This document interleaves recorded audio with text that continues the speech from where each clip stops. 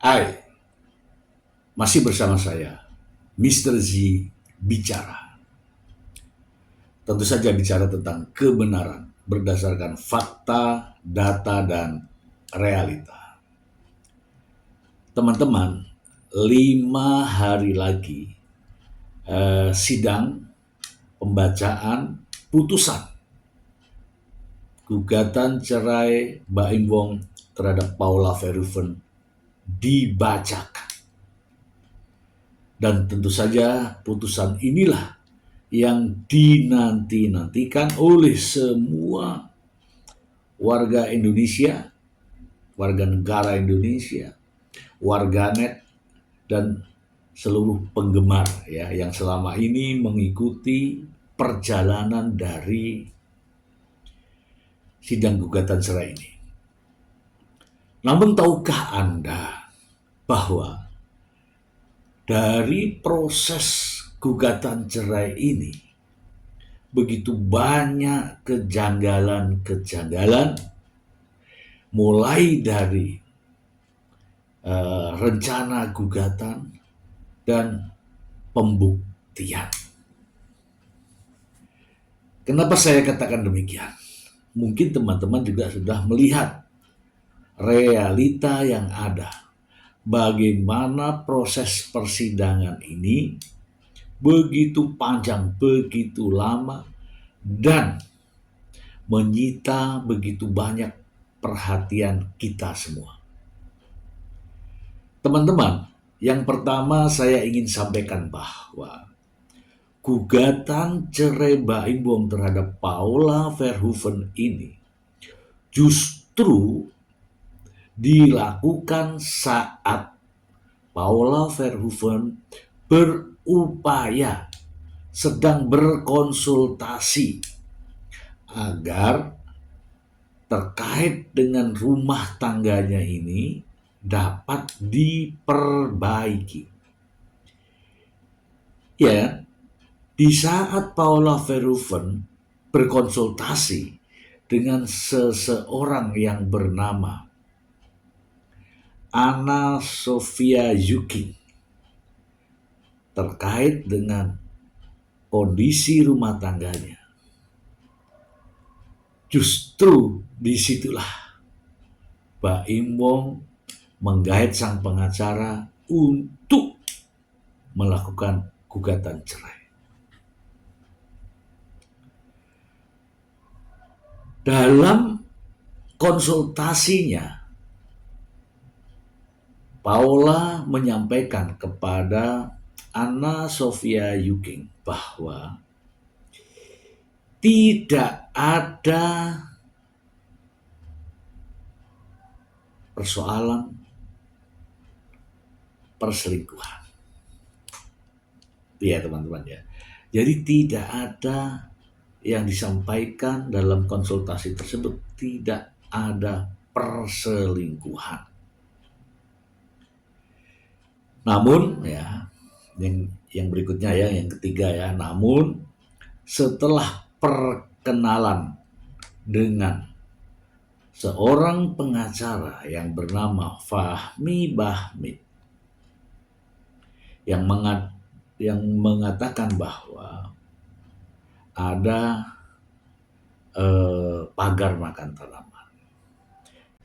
Kita tahu semua bahwa Fahmi Bahmid ini juga pengacara Nikita Mirzani yang sampai saat ini sedang menjalani proses hukum di Polda Metro Jaya dan berada di dalam tahanan.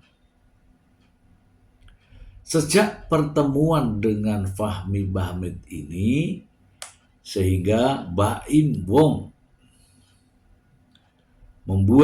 mengajukan gugatan cerai terhadap Paula Verhoeven dengan alasan adanya perselingkuhan. Jadi sudah berbeda ya teman-teman ya, ketika Paula Verhoeven berupaya untuk menyelesaikan masalah rumah tangganya ini yang tidak ada masalah perselingkuhan, justru Pak Imbong dengan sang pengacara Fahmi Bahmid ini berbeda, yaitu adanya perselingkuhan. Sementara itu ya, kita tahu pengacara Fahmi Bahmid juga sebagai pengacara Nikita Mirzani. Dan Nikita Mirzani ini adalah salah satu sahabat Mbak Imbong yang ditempati curhat oleh Mbak Imbong belak-belakan ya, sehingga diperkenalkanlah oleh Nikita Mirzani ya, ini menurut pendapat saya, Fahmi Bahmid sebagai pengacara Pak Imbong. Ya tentu saja bukan karena benar atau tidak, tetapi ini adanya kedekatan. Ya, yang kenal ini Nikita Mirzani, bukan Mbak Imbong. Sehingga Nikita Mirzani memperkenalkan Fahmi Bahmid ini kepada Mbak Imbong. Dan seketika itu juga, ya, setelah berkomunikasi langsung mengajukan gugatan cerai dengan alasan perselingkuhan. Oke, itu jelas ya teman-teman ya, jelas disampaikan ketika konferensi pers Mbak Imbong bersama para wartawan yang didampingi oleh Fahmi Bahmid. Oke. Kemudian yang berikutnya ada kejanggalan lain. Tuduhan adanya perselingkuhan ini justru dialamatkan kepada Paula Verhoeven dengan seorang pria yang bernama Nico Surya. Siapa Nico Surya itu?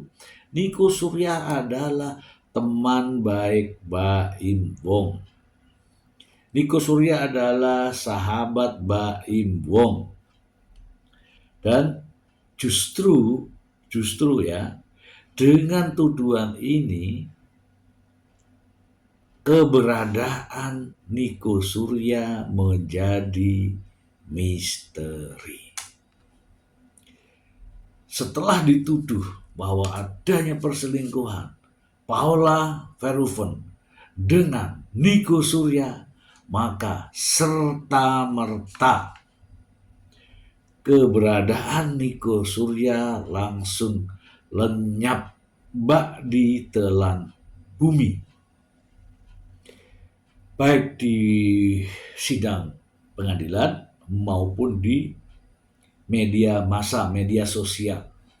Tidak ada satupun.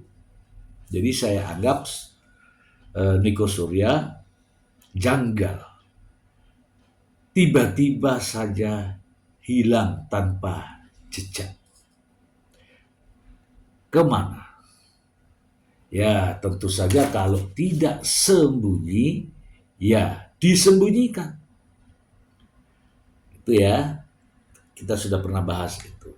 Inilah kejanggalan sehingga muncul kalimat adanya misteri Nico Surya. Sejak diumumkan, dinyatakan bahwa Pak Imbong menggugat cerai, adanya perselingkuhan, dan perselingkuhan itu dialamatkan kepada Nico Surya, maka Nico Surya lenyap, tidak ada bekasnya. Oke teman-teman, kejanggalan berikutnya adalah pihak Mbak Imbong menyadari bahwa tudingan perselingkuhan yang didalilkan saat menggugat cerai ke Pengadilan Agama Jakarta Selatan, menyadari ya, sulit untuk dibuktikan. Ragu-ragu. Karena tahu bahwa ini sulit dibuktikan, maka muncullah Dalil baru dalam perjalanan gugatan cerai ini yang justru mengalamatkan kepada Paula Verhoeven bahwa anak-anak Keanu dan Kenzo ini trauma kepada ibunya. Dan ini semua bikin kita warganet, rakyat Indonesia, kaget. Mengapa ada anak yang trauma kepada ibunya? Dan bumbu-bumbu lainnya dimasukkan dalam mengolah informasi adanya anak trauma kepada ibunya. Sampai-sampai pihak Baim Bong tega, rela merendahkan harkat dan martabat Paula Verhoeven sebagai seorang istri, sebagai seorang wanita, sebagai seorang ibu dari anak-anaknya. Dalil baru muncul ini justru tujuannya adalah mengalihkan dalil perselingkuhan yang sulit dibuktikan, sehingga muncullah dalil baru yang mengatakan anak trauma kepada ibunya. Oke, disinilah kejanggalan. Lalu yang berikutnya adalah dalil yang diajukan terkait dengan adanya perselingkuhan. Tujuannya ini adalah untuk mendapatkan hak asuh anak. Oke, perselingkuhan tujuannya adalah untuk mendapatkan hak asuh anak.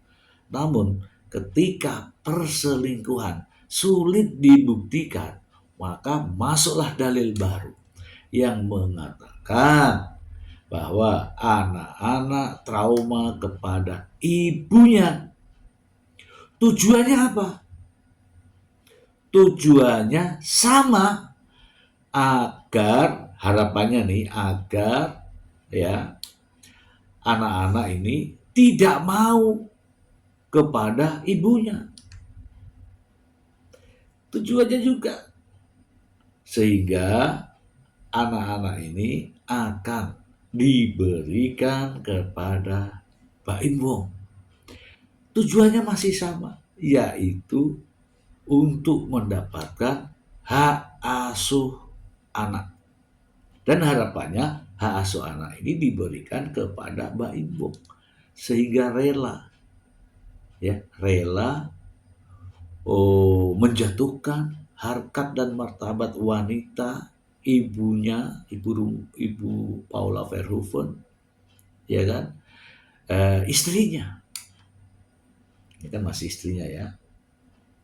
Oke, tujuannya hanya itu, untuk menguasai anak, untuk mendapatkan hak asuh anak. Oke, ini kejanggalan berikutnya lagi nih. Tahukah Anda bahwa bukti-bukti yang diajukan pihak Baim Bong ke Pengadilan Agama Jakarta Selatan, kalau tidak salah sebanyak 83 bukti, dan ada tambahannya 3 bukti susulan.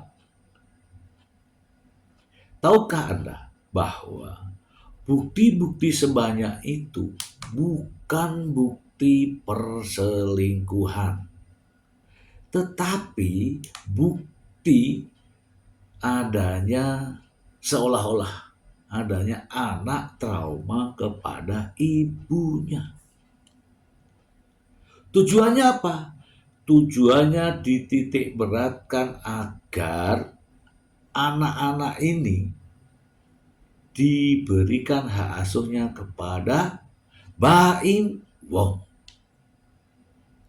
Ini kejanggalan ya, buktinya tudingannya perselingkuhan, buktinya justru trauma anak. Oke. Yang berikutnya kejanggalannya adalah ketika menghadirkan ahli. Dalil yang diajukan adalah dalil perselingkuhan. Ahli yang didatangkan adalah ahli-ahli terkait dengan psikologi anak, psikiater anak. Artinya apa? Tujuan utamanya adalah terkait dengan hak asuh anak. Iya kan? Oke teman-teman, itu adalah kejanggalan-kejanggalan ya yang saya catat dari awal hingga kini. Namun semua itu tidak mampu dibuktikan. Mengenai perselingkuhan jelas sulit untuk dibuktikan. Mengenai trauma anak kepada ibunya banyak beredar video-video yang menyatakan tanpa mengungkapkan pernyataan, tapi menyatakan video tersebut bahwa tidak ada anak trauma kepada ibunya. Selain itu, muncul video. Justru inilah yang membuat semua masyarakat Indonesia kaget, yaitu ucapan kalimat Kenzo ketika sedang menangis. Mama jangan di sini, nanti papa marah.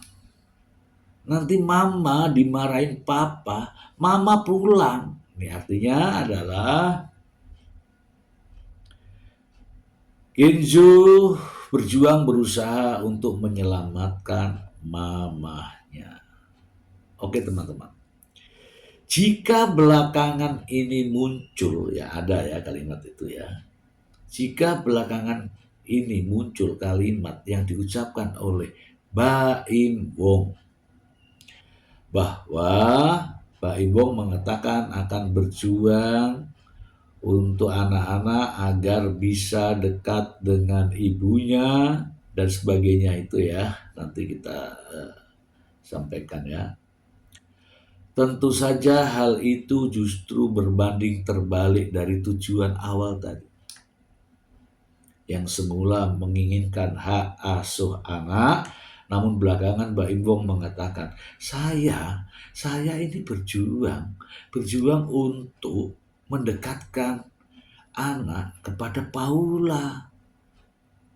Nah, kalimat yang terakhir ini kira-kira menurut Anda apa tujuannya?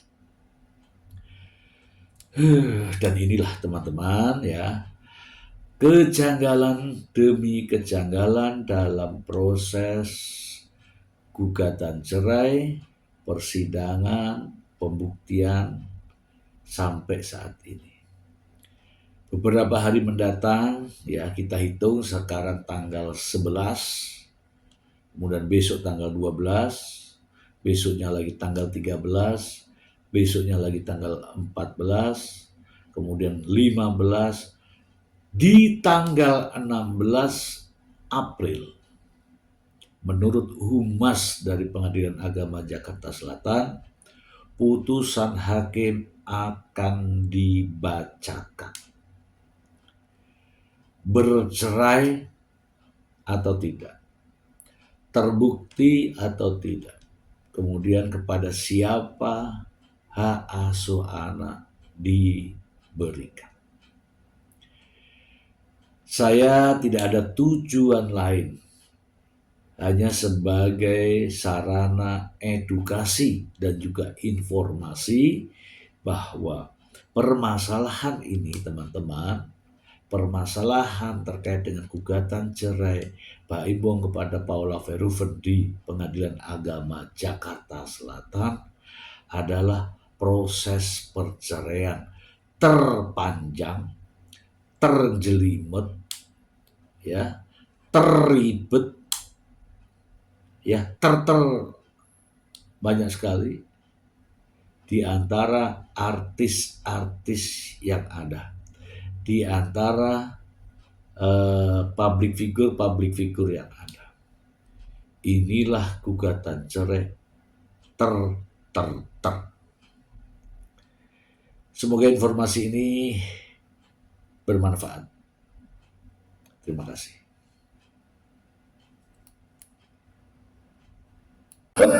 Apapun mau bagus berita soal saya juga, saya tenang seperti ini dengan anak-anak, fokus. Kalau anak-anak sudah baik sama ibunya, silahkan. Sudah saya fokus, dan bukan berarti mau menang atau kalah saya di pengadilan. Saya akan bukti sama Fuad bahwa saya akan menjadi orang yang sangat mendukung dia. Ini Allah saya bilang sekarang. Kalau itu terjadi, saya langsung lakukan. Oke, pengacara kok ya. Yuk, kita nginep di hotel berduaan nih, kanan kiri, apa namanya itu connecting. Dan di sebelah sudah dilawan. Kita berhari-hari, lama-lama sendiri berikan. Nikmatin. Sesimpel itu sebenarnya. Ketika lu mengalami proses cerai, apakah dengan setelah lu berhijab itu lu merasa ini kalau gua nggak hijaban, kalau gua nggak berhijrah nih, gua nggak sekuat ini? Mungkin ya, mungkin karena aku ada di titik proses ini kan pasti nggak mudah. Tapi saat aku berdoa nih ya, waktu aku tahajud gitu, tiba-tiba hidayah tuh datang gini, Mas.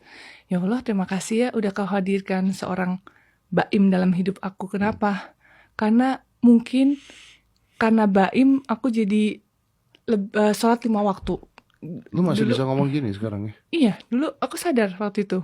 Jadi aku tiba-tiba dapat hidayah gitu. Makasih telah hadirkan Baim dalam hidup aku. Karena Baim aku sholat 5 waktu. Karena Baim aku jadi sholat di mall gitu saat itu. Karena Baim aku punya 2 anak yang lucu-lucu, Masya Allah. Karena Baim aku jadi pakai hijab. Karena Baim aku jadi pergi ke kajian. Jadi gitu. Jadi aku bersyukur sih gitu. Masih ada itunya sampai detik ini. Sampai detik ini. Mama minta maaf ya. Mama sayang sama Ade ya. Sama kakak ya. Iya. Iya. Ingat pokoknya apapun yang Ade dengar di luar sana, Mama sayang sekali sama Ade ya. Mama selalu ada buat Ade, oke? Kalau Ade masih belum mau sama Mama nggak apa-apa ya. Mama tungguin Ade terus ya.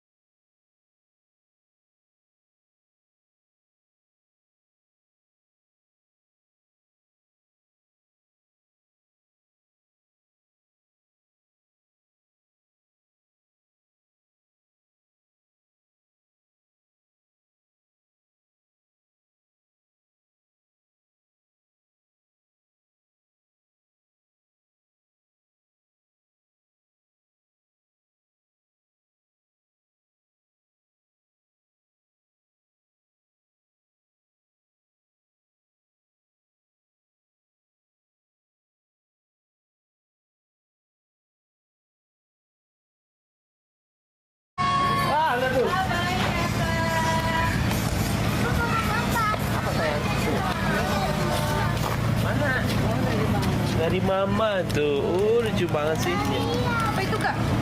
Nanti papa ini ya, dari mama ini sini sayang. Mamanya ke sini tadi? Oh enggak.